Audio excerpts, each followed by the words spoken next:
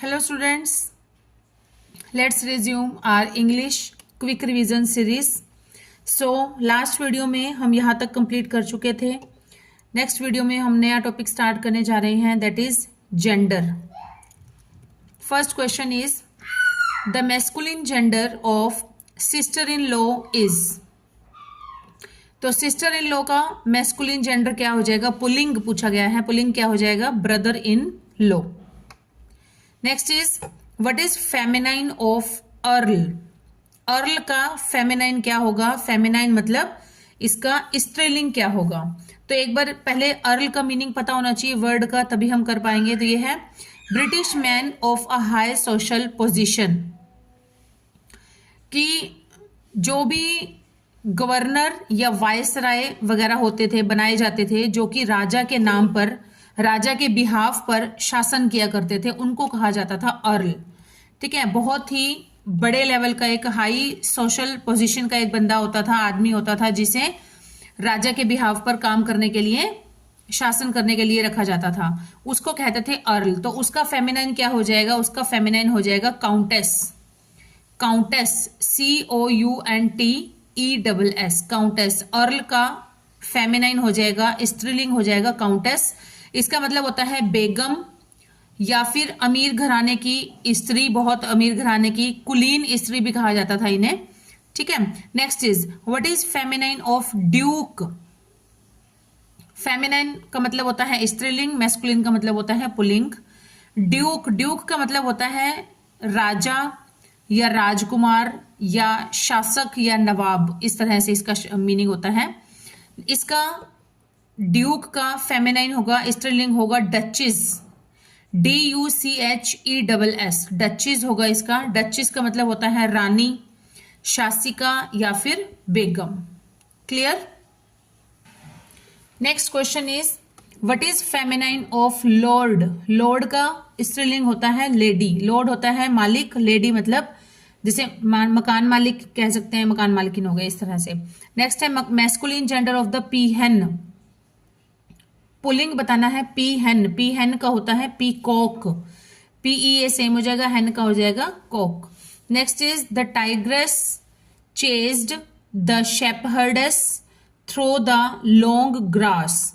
तो यहां पर ये बताना है कि state the gender of the underlined words. Underlined words जो टाइग्रेस है और जो है शेपहर्डेस, ये बताना है कि आपको कौन सा जेंडर है इसका. मैस्कुलिन जेंडर है या फेमिनाइन जेंडर है या फिर न्यूटर जेंडर है या कॉमन जेंडर है. तो टाइगर, टाइग्रेस का होता है टाइग्रेस, और शेपहर्ड, शेपहर्ड का होता है शेपहर्डेस. ठीक है. तो ये दोनों ही वर्ड क्या है? हमारे फेमिनाइन जेंडर है. दोनों ही क्या है? स्त्रीलिंग है. अच्छा, एक वर्ड और बताना चाहूंगी मैं आपको. जैसे होता है वर्ड टाइगर. टाइगर का जो फेमिनाइन होगा, टाइगर का जो स्त्रीलिंग हम बनाएंगे, पुल्लिंग की स्पेलिंग देखो क्या है? TIGER. ठीक है. यहां पर ही मिस्टेक होती है, एक बार ध्यान से देख लीजिएगा. TIGER tiger. TIGER नहीं आएगा यहां पर, दो बार ई नहीं आएगा, देख लीजिए ध्यान से. TIGRESS हो जाएगा. ठीक है. ई जो आर से पहले था वो हट जाता है, रिमूव हो जाता है. जैसे लॉयन हमने लगाया, लॉयन के साथ ESS लग गया, simple LION ESS. Shepherd word given है हमें, शेपहर्ड, शेपहर्ड का बन गया शेपहर्डेस, ESS लग गया. ठीक है. इस तरह से टाइगर जो वर्ड है, इसमें जो आर से पहले ई है, ये ई रिमूव हो जाता है और सिंगल ही ई लगता है, जो कि ESS बाद में लगता है. Clear. Next is identify the correct word for the blank. Niece, priestess, hostess are all noun of dash gender. कौन से जेंडर के हैं ये? ये सारे के सारे हैं हमारे फेमिनाइन जेंडर के हैं, स्त्रीलिंग के हैं. नीस, नीस का क्या होता है? होता है नेफ्यू. नीस का जो मैस्कुलिन जेंडर होता है, पुल्लिंग होता है, वो होता है नेफ्यू. स्पेलिंग होती है NEPHEW, NEPHEW. और प्रिस्टेस, प्रिस्टेस का होता है प्रिस्ट, ESS लगा हुआ है इसको फेमिनाइन स्त्रीलिंग बनाने के लिए. होस्टेस, होस्टेस में भी ESS लगा हुआ है, इसका पुल्लिंग जो होगा वो होस्ट होगा. Clear. Next is what is the feminine of master. Master का जो स्त्रीलिंग है वो क्या होगा? वो होगा हमारा मिस्ट्रेस. MISTRESS, mistress. फ्रेंड्स, आपको वर्ड्स की स्पेलिंग भी साथ साथ रिपीटेडली करते जाना है, क्योंकि जब हमारे पास रॉन्ग स्पेल्ड आते हैं तो उसमें भी कोई ना कोई वर्ड ऐसा आ सकता है। ठीक है, नेक्स्ट वर्ड है हमारे पास, what is feminine of sultan. सुल्तान का फेमिनाइन क्या होगा? सुल्तान का फेमिनाइन होता है, स्त्रीलिंग होता है सुल्ताना। क्या होता है? Sultana. Next is what is feminine of fox. Fox, fox का होता है विक्सन। फोक्स का होता है विक्सन, VIXEN, विक्सन। जैसे बिच, बिच किसका होता है? बिच होता है डॉग का। Next is what is feminine of bull. Bull का फेमिनाइन क्या होगा? बुल का जो हमारा फेमिनाइन होगा, स्त्रीलिंग होगा, वो क्या होगा? वो होगा हेफर। हेफर बोलेंगे इसको, HEIFER। हेफर का मतलब भी काउ ही होता है। हेफर मतलब होता है शी। जैसे ये बुल होता है ही, तो यहां पर होता है शी काफ। ठीक है, काफ मतलब बच्चिया, जो गाय की बच्चिया होती है उसको हम बोलते हैं शी काफ, मतलब बच्चिया।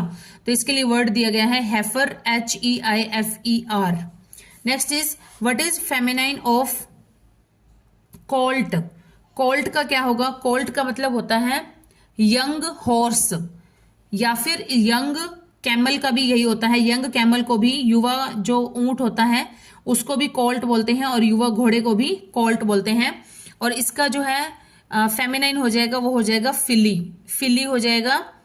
शी हॉर्स आप कह सकते हैं, या मादा, मादा हॉर्स भी कहते हैं। जैसे नर, नर हॉर्स कहते हैं तो ये मादा हो जाएगा, मादा हॉर्स, मादा युवा घोड़ी। ठीक है, next is what is feminine of bachelor. Bachelor का हो जाएगा स्पिंस्टर, स्पिंस्टर्स, SPINSTERS, स्पिंट्रस।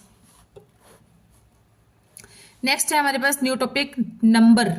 नंबर का गिवन है, नंबर है प्लूरल, प्लूरल ऑफ गूज। गूज का प्लूरल क्या हो जाएगा हमारा?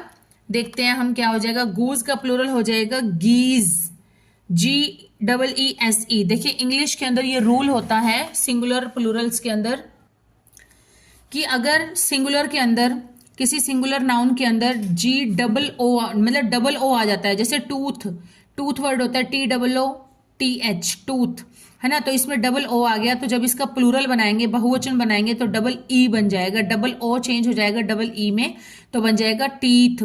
ऐसे ही गूज, GOOSE, गूज, गूज का बन जाएगा गीज। और जैसे वर्ड होता है फुट, फुट का बन जाएगा फीट। ठीक है, इस तरह से हो जाएगा। नेक्स्ट है हमारे पास the plural of monkey. Monkey का क्या हो जाएगा? मंकी का हो जाएगा मंकीज, सिंपल S लग जाएगा। देखिए वाई का मैं आपको रूल बताती हूं। द नाउन, कोई भी नाउन होता है अगर उसका एंड होता है वाई से, किससे एंड होता है? वाई से।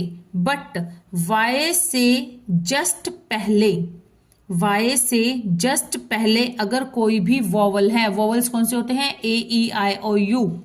अगर AEIOU में से कोई भी एक वॉवल है यहाँ पर वाई से जस्ट पहले, तो क्या हो जाएगा? सिंपली S लग जाएगा और हमारा प्लूरल बन जाएगा, बहुवचन बन जाएगा। क्लियर?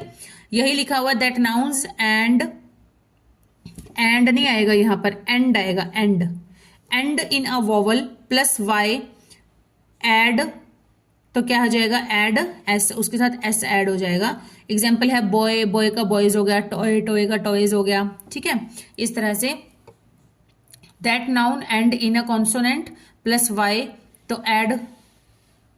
अच्छा, ये अगला रूल है, ये भी मैं आपको बता देती हूँ। अगर कोई ऐसा वर्ड है, नाउन है हमारा, जिसका हमने प्लूरल बनाना है और उसके भी लास्ट में एंड में वाई है, बट वाई से पहले हमारा जो है वो वोवल नहीं है, मतलब AE, वोवल कौन से होते हैं? AEIOU। इनको छोड़कर, इन पांचों को छोड़कर बाकी जो 21 लेटर बचते हैं, इंग्लिश के अल्फाबेट्स बचते हैं, उनमें से कोई भी एक अगर लेटर आ जाता है तो हम क्या करेंगे? तो हम करेंगे वाई को रिमूव कर देंगे, वाई को रिमूव कर देंगे, हटा देंगे, और IES लग जाएगा। जैसे मैं आपको एग्जांपल बताऊं, लेडी, लेडी क्या है? वाई है, लास्ट एंडिंग वर्ड क्या है इसमें? एंडिंग लेटर वाई, वाई से जस्ट पहले क्या है? D।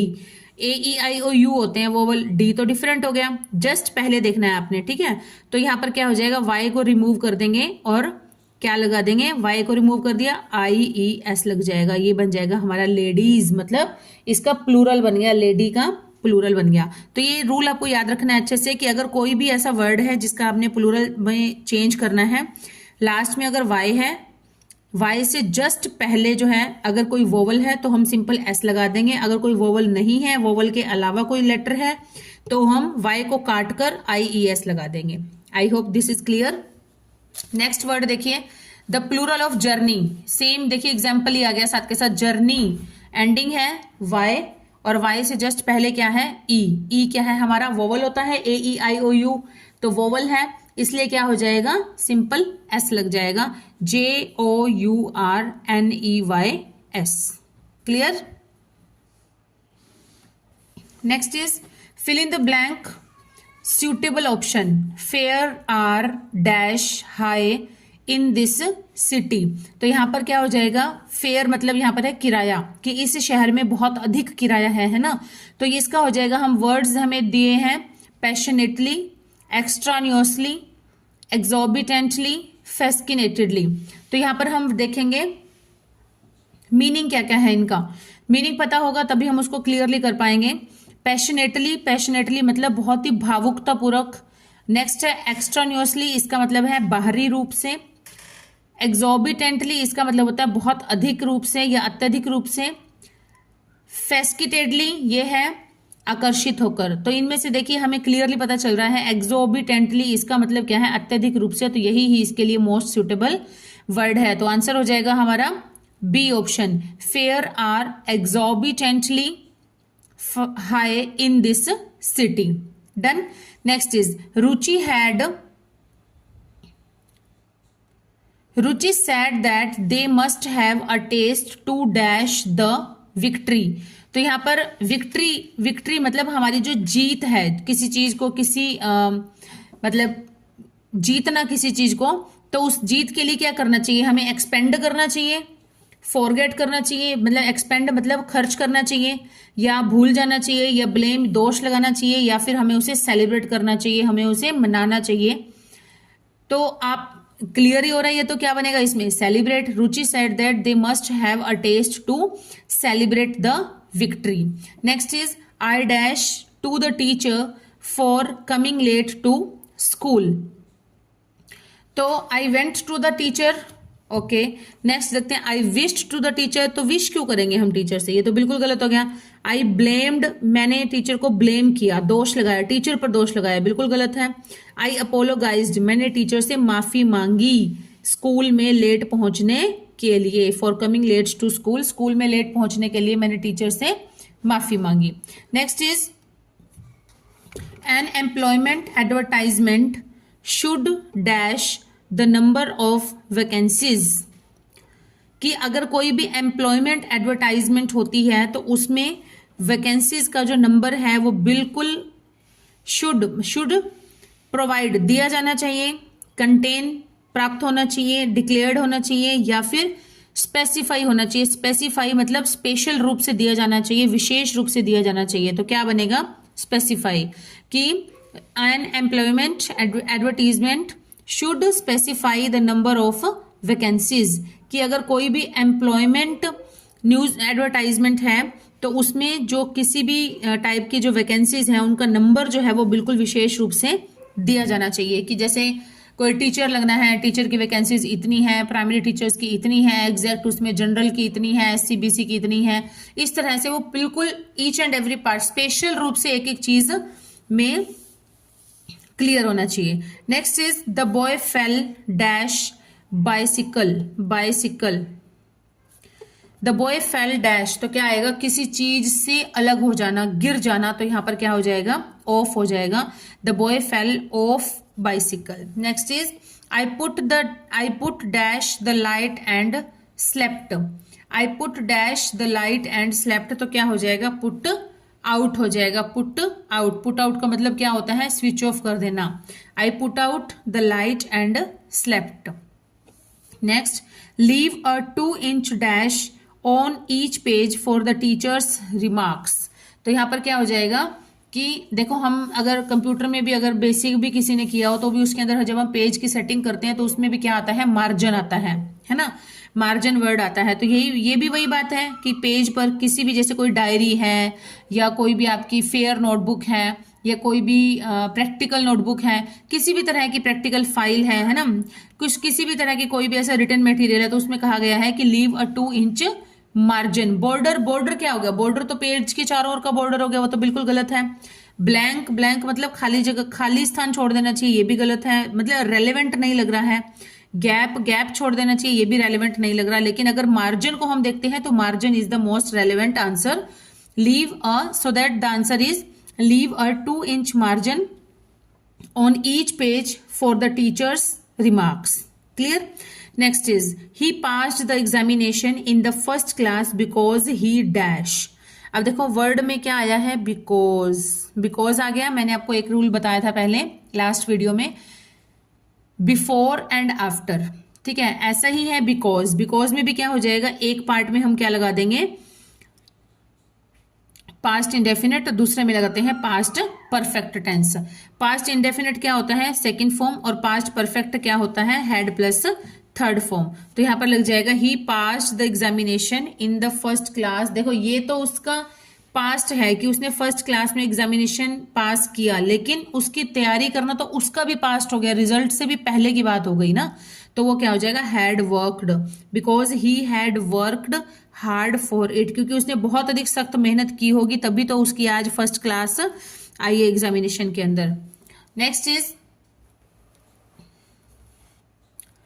The English schemed to continue their rule in India by playing off one community dash the other। देखिए यहाँ पर इंग्लिश स्कीम्ड, इंग्लिश का मतलब अंग्रेजों की बात की जा रही है, ब्रिटिशर्स की बात की जा रही है, ठीक है।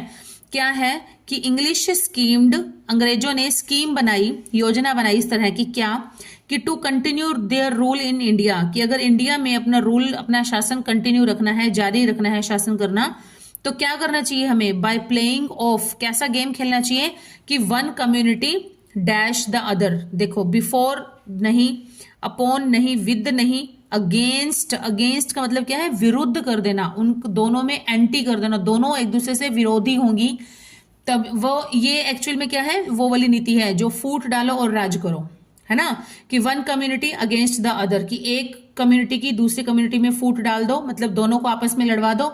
वही बात है कि ये लड़ भिड़ कर मर जाएंगे और शासन हम लोग करते रहेंगे, वो बात है यहाँ पर। तो ये इसका थोड़ा सा मीनिंग भी आपको समझ आ जाना चाहिए। The English schemed to continue their rule in India by playing off one community against the other. अगर हमें पूरे सेंटेंस का मीनिंग भी समझ आ जाता है तो भी हम उसको बिल्कुल सही कर सकते हैं, क्योंकि अगेंस्ट मतलब उसके विरुद्ध। आपने भी देखा होगा हिंदुओं को मुसलमानों से लड़वा दिया था, है ना, कि जब मुसलमान लोग कारतूस का यूज कर रहे थे तब उनको ये बोला कि ये तो सुअर की चर्बी के बने हुए हैं, और जब हिंदू यूज कर रहे थे तब उनको ये कहा गया कि ये तो गाय की चर्बी के बने हुए हैं, और उनको मतलब यूज करने से पहले उनको मुंह से मतलब उसकी जो उसको छीलना पड़ता था दांतों से। तो इस तरह से उनको बहुत बुरा लगा, उन दोनों को आपस में ही उन दोनों को लड़वा दिया, मुसलमानों को और हिंदुओं को। तो वही बात हो गई ना कि one community against the other. Clear? Next is there is no glory in war dash the blood it sheds। There is no glory in war dash the blood it sheds। तो यहां पर क्या आएगा, ये एक यूनिवर्सल ट्रूथ है, इस type से आप कह सकते हैं। तो यहां पर इसके अंदर आंसर आएगा considering. There is no glory in war considering the blood it sheds. इसमें कहा गया है कि जो वॉर होता है, जो युद्ध करना होता है, उसमें कोई बड़ी महानता की बात नहीं होती, सिर्फ क्या है कि खून ही बहता है। ऐसी चीजों में, ऐसी बातों में, ऐसे इंसिडेंट से क्या होता है, खून ही बहता है, बहता हुआ दिखता है, और इसमें कोई बड़ी महानता की बात नहीं होती है। Next is he has good dash over the famous world language. तो यहां पर क्या हो जाएगा, देखिए, good authority, good expertise, good hold, good command. तो लैंग्वेज के ऊपर जब बात होती है तब क्या लगाते हैं, command. Good command over the famous world languages. Next is the truck was dash the traffic and the policeman asked the driver to move off. अब यहां पर क्या है, क्या वर्ड मोस्ट सुटेबल है, हम देखते हैं। ट्रक क्या कर रहा था, ट्रैफिक को परेशान कर रहा था, मतलब प्रॉब्लम क्रिएट हो रही थी अकेले ट्रक से, क्योंकि ट्रक बहुत बड़ा रहता है, मे बी कि रोड जो होगा वो कंजेस्टेड होगा। तो इसलिए पुलिसमैन ने क्या कहा, उसे ड्राइवर को कहा कि यहीं से वो मूव ऑफ करे जल्दी से। तो हम देखते हैं क्या बनेगा, फॉलिंग, फॉलिंग कैसे आ जाएगा, गिरना, नो। ऑब्विएटिंग, ऑब्विएटिंग का मतलब तो होता है प्रिवेंट करना, किसी चीज में सुधार करना, प्रॉब्लम को दूर करना। हाइडिंग, हाइडिंग मतलब छिपना हो गया, हाइड मतलब तो ये तो रेलेवेंट ही नहीं लग रहा। तो ये ऑब्स्ट्रक्टिंग, ऑब्स्ट्रक्ट का मतलब होता है किसी चीज में रुकावट डालना, बाधा डालना, उसको बोलते हैं। तो बिल्कुल क्लियरली यही है वर्ड इसका answer. The truck was obstructing the traffic and the policeman asked the driver to move off. Next is the officer who had neglected to file his income tax returns had to dash. तो यहां पर क्या आएगा, पे a fine, इसका answer हो जाएगा pay a fine. The officer who had neglected to file his income tax returns, की जिसने भी, मतलब ऑफिसर ने कहा कि जो भी इनकम टैक्स रिटर्न्स को फाइल नहीं कर रहा है, जो मना कर रहे हैं, तो उनको क्या करना होगा, उनको एक फाइन पे करना होगा, जुर्माना भरना पड़ेगा। नेक्स्ट है the statue was dash the people that people stared at it in the horror, in horror. तो देखो क्या बनेगा इसका, हॉरर से पता चल रहा है कि बहुत ही डर से, स्टेयर्ड का मतलब होता है लगातार देखना, मतलब ये बिल्कुल हैरान होकर देखना किसी चीज को, आंखें फाड़ कर देखना जिसको हम बोलते हैं, उस तरह से। तो स्टैचू वाज कैसा होगा, तो ऑब्वियस बात है कि कुछ बहुत बड़ी कोई हैरानी वाली चीज होगी, उसमें कोई अद्भुत चीज होगी, तभी तो ऐसा कुछ मतलब रिएक्शन रहा होगा ना ऑडियंस का, लोगों का। तो हम देखते हैं क्या है, ब्यूटीफुल, ब्यूटीफुल तो मतलब सुंदर होता है, सुंदर चीज को तो ऐसा इतनी हैरानी से हम लोग नहीं देखते हैं। एक्विजाइट का मतलब होता है अति सुंदर, जिसको हम कहते हैं अति सुंदर या बहुत अधिक सुंदर। नेक्स्ट है कंबरसम, कंबरसम है वेरी हैवी, हैवी तो अब हमने दूर से देखा है तो वो क्या पता चलता है कि उसमें हैवी है या क्या है। तो नेक्स्ट है ग्रेट्स्क्यू, ग्रोट्स्क्यू, ग्रोट्स्क्यू, ग्रोट्स्क्यू का मतलब होता है स्ट्रेंज, वियर्ड, बहुत ही अजीब, बहुत ही हैरान कर देने वाला, विचित्र टाइप का। तो इसके लिए वर्ड क्या हो जाएगा हमारा, ग्रोट्स्क्यू हो जाएगा, ये हमारा राइट आंसर हो जाएगा। द स्टैचू वॉज सो ग्रेट्स्क्यू, इतना ज्यादा मतलब स्ट्रेंज था, हैरान कर देने वाला था कि लोग जो थे वो उसको डर से उसको घूरते ही रहे, मतलब डर की नजर से उसको देखते रहे। Next is I don't know where but I could guess a या एन। तो यहां पर क्या आएगा, देखिए यहां पर आएगा I don't know where but I could guess a और एन डैश। तो क्या आना चाहिए, सजेशन। सजेशन का मतलब क्या हो गया, प्लान या कोई आइडिया देना। अटेम्प्ट का मतलब होगा प्रयास करना या कोशिश करना। हजार्ड का मतलब होता है खतरा। एस्टिमेट, एस्टिमेट मतलब अनुमान लगाना। तो आई डोंट नो वेयर, मुझे ये नहीं पता कहाँ, लेकिन मैं इतना गेस कर सकता हूँ कोई बड़ा खतरा होने वाला है, बहुत बड़ा। तो ए या फिर एन दिया गया है तो यहाँ पर अ हो जाएगा, अ हजार्ड होता है तो एन नहीं आएगा आंसर के अकॉर्डिंग, यहाँ पर हो जाएगा hazard. Next is suddenly she turned away dash the window and stood dash the glass. तो यहां पर क्या आएगा, suddenly the she turned away from the window, from मतलब थोड़ा दूर चली गई वो विंडो से, and stood dash the glass, और ग्लास के सामने जाकर खड़ी हो गई, ग्लास के समक्ष जाकर या सामने जाकर, ग्लास इन द सेंस कि कांच या मिरर जिसको हम कह सकते हैं, उसके सामने जाकर खड़ी हो गई। Next is our dash lived in the caves and use crude implements. तो यहाँ पर कौन थे जो गुफाओं में रहते थे और क्रूड इम्प्लीमेंट्स करते थे। तो यहाँ पर क्या आएगा, एंशियंट मतलब प्राचीन, ये तो कोई, क्योंकि यहाँ पर जो आएगा वो प्रॉपर एक नाउन आएगा, नाउन, नाउन वर्ड आना चाहिए ना, एंटीपोड्स भी नहीं आएगा। तो एंटीसीडेंट्स, एंसेस्टर्स, वर्ड क्या बनेगा, ancestors. Our ancestors lived in the caves and use crude implements. Next is if I dash you I would have told him the truth. तो यहां पर क्या है, इफ आई डैश यू, यदि मैं तुम होता। देखिए कोई ऐसी इच्छा व्यक्त करना जो कि पॉसिबल ही नहीं हो सकती, मैं तुम कैसे हो सकता है कि मैं तुम्हारी जगह होता या मैं तुम होता। तो यहां पर ऐसे सेंटेंसेस में हम क्या लगाते हैं, हमेशा वर लगाते हैं, if I were you. Next is Gandhi ji was a humble man known for his dash. तो आंसर रहेगा इसका मोडेस्टी। मोडेस्टी इसका राइट आंसर रहेगा, मोडेस्टी। तो मोडेस्टी मतलब नम्रता, बहुत ही नम्र स्वभाव के थे वो। Next is Divya got cold feet the day before her wedding. अब यहाँ पर जो अंडरलाइंड वर्ड है इसका बताना है, इसका मीनिंग क्या रहेगा कोल्ड फीट का। कोल्ड फीट का मीनिंग देखो क्या होगा, सरप्राइज्ड, हैरान हो जाना। इतनी हैरानी वाली तो कोई बात नहीं होती है क्योंकि प्री प्लान्ड होता है सब कुछ मैरिज में, है ना। और दूसरा है हैप्पी। हैप्पी भी नहीं हो सकता क्योंकि को पैर ठंडे हो रहे थे, है ना, ब्लड ठंडा हो रहा था या पैर ठंडे हो रहे थे, तो उसमें हैप्पी का भी सीन नहीं आता।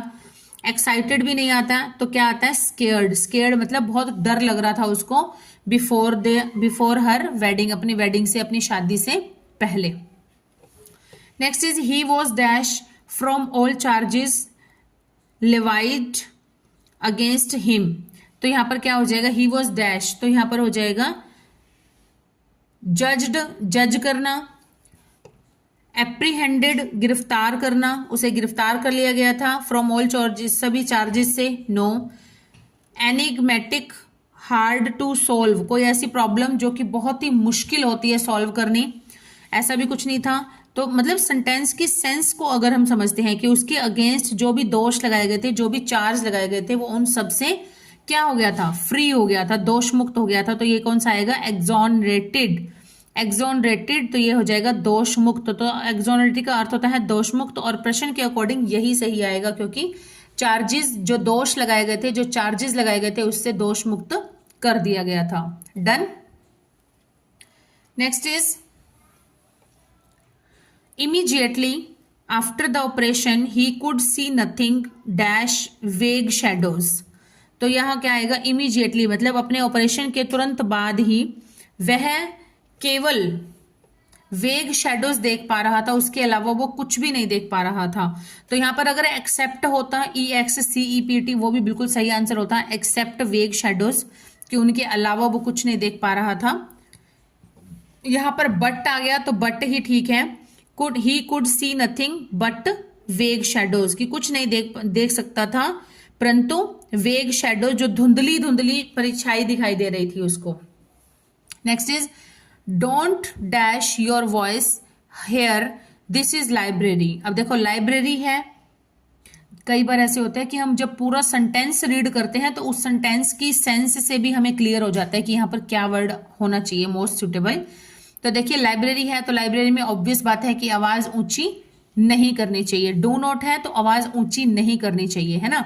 तो यहाँ पर राइस, राइस, राइस का मतलब तो सबको पता है चावल होते हैं। रेस, रेस का मतलब दौड़ लगाना, दौड़।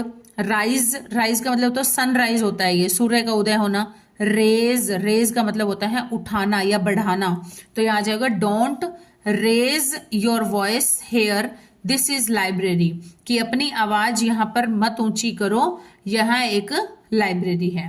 Next is Ravi was always dash of the good fortune of others.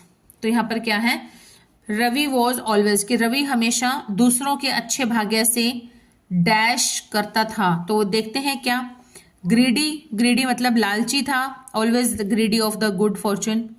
Miserable, always दुखी होता था, या इरिटेबल, चिढ़ता था, या एनवियस, एनवियस का मतलब होता है ईर्ष्या करना, जेलसी करना। तो यहां पर मोस्ट सुटेबल वर्ड कौन सा है, एनवियस। तो हो जाएगा right answer A, Ravi was always envious of the good fortune of others, कि रवि जो था वो दूसरों के अच्छे भाग्य से हमेशा जेलसी करता था, ईर्ष्या करता था। Next is the dash of cats are sharp.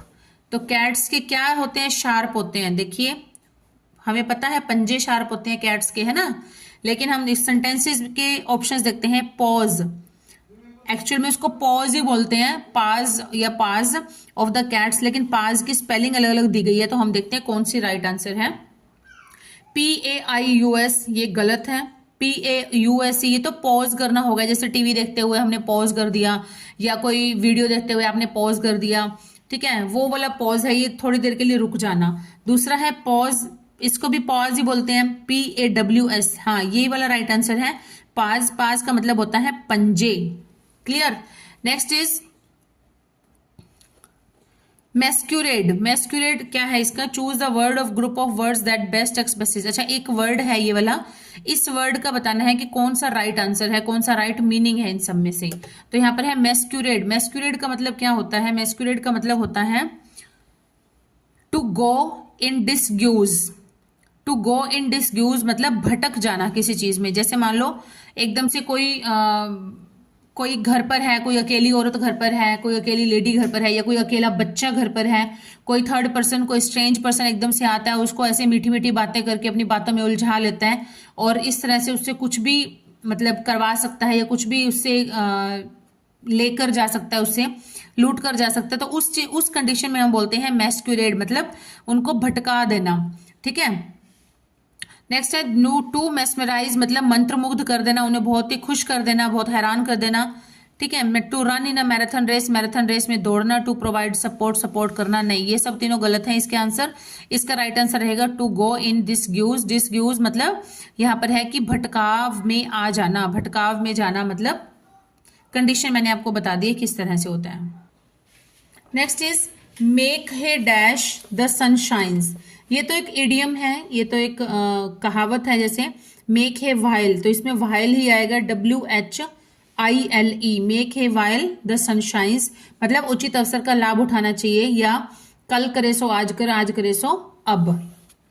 Next is his bad driving almost dash an accident.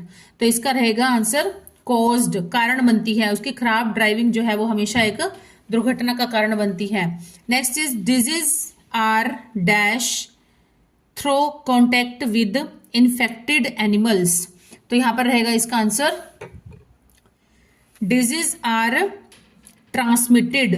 ऐसी कंडीशन के लिए डिजीज जब इधर से उधर ट्रांसमिट होते हैं तो उसके लिए ट्रांसमिटेड वर्ब का यूज होता है। Disease are transmitted through contact with infected animals. Next is they dash quarrel over petty issues, fill in the blank.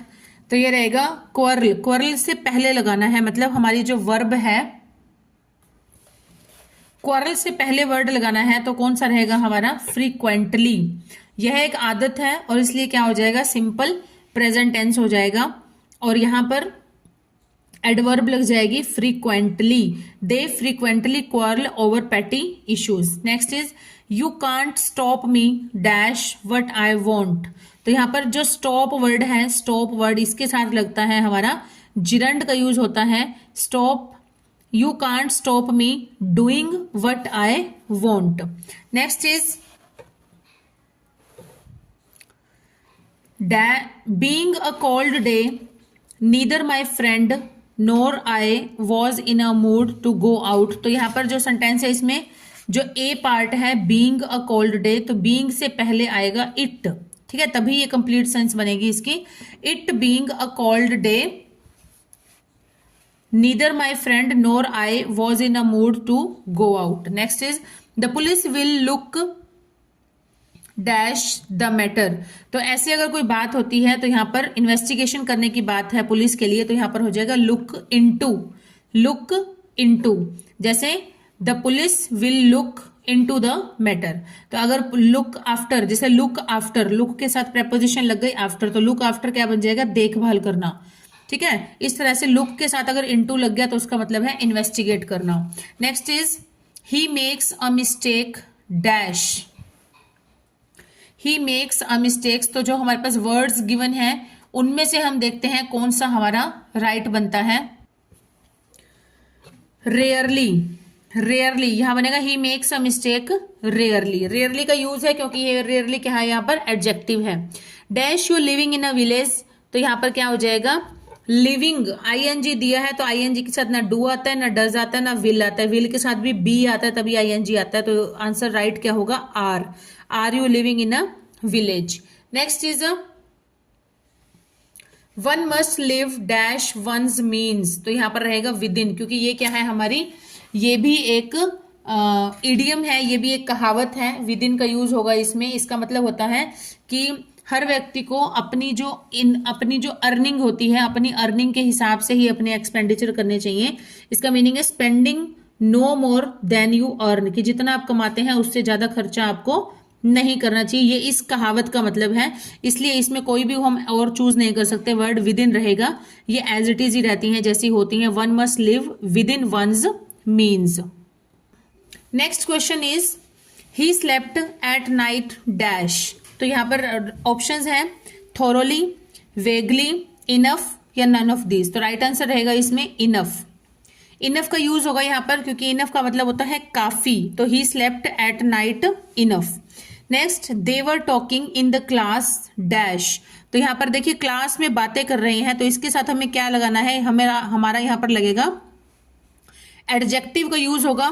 Loud, loud adjective नहीं है, लाउडर भी नहीं है, लाउडेस्ट भी नहीं है, ये तो हमारी डिग्रीज हो जाएंगी, loud, louder, loudest, positive degree, superlative degree और कंपैरेटिव डिग्री। लेकिन हमें क्या चाहिए, एडजेक्टिव, तो एडजेक्टिव रहेगा इसमें loudly. So the answer is a, they were talking in the class loudly. Okay, next is children below the age of 16 can be tried only by dash court. जो children के लिए court होती है, मतलब 16 years से कम के जो बच्चे होते हैं उनके लिए जो कोर्ट होती है वो कौन सी होती है, जुवेनाइल। जुवेनाइल का यूज किया जाता है क्योंकि चिल्ड्रन के लिए जुवेनाइल कोर्ट होती है। Next is brought up in a village and my grandfather was a simple dash quite illiterate. तो यहां पर ऑप्शंस देखेंगे हम, ऑप्शंस के अकॉर्डिंग क्या मोस्ट सुटेबल बनता है। फीजेंट, फीजेंट तो गलत हो गया, प्लीजेंट भी नहीं, मैन भी नहीं, पीजेंट आएगा ये वाला वर्ड जो स्पेलिंग है PEASANT, पीजेंट। पीजेंट का मतलब होता है फार्मर, पीजेंट मतलब फार्मर या हम कह सकते हैं किसान, हिंदी में इसका मीनिंग है किसान। तो यहां पर क्या आएगा, brought up in a village and my grandfather was a simple peasant, quite illiterate.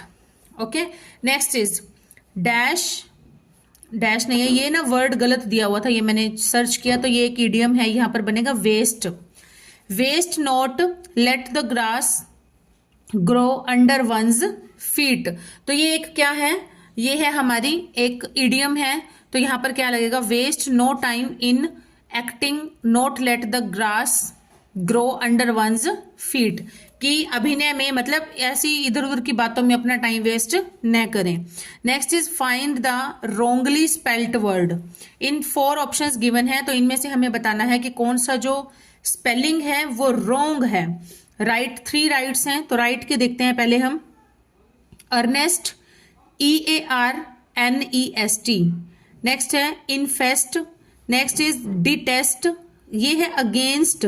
Against की स्पेलिंग क्या होती है, देखो पहले अगेन, AGAIN, फिर ST, अगेंस्ट, ये वर्ड बन जाएगा।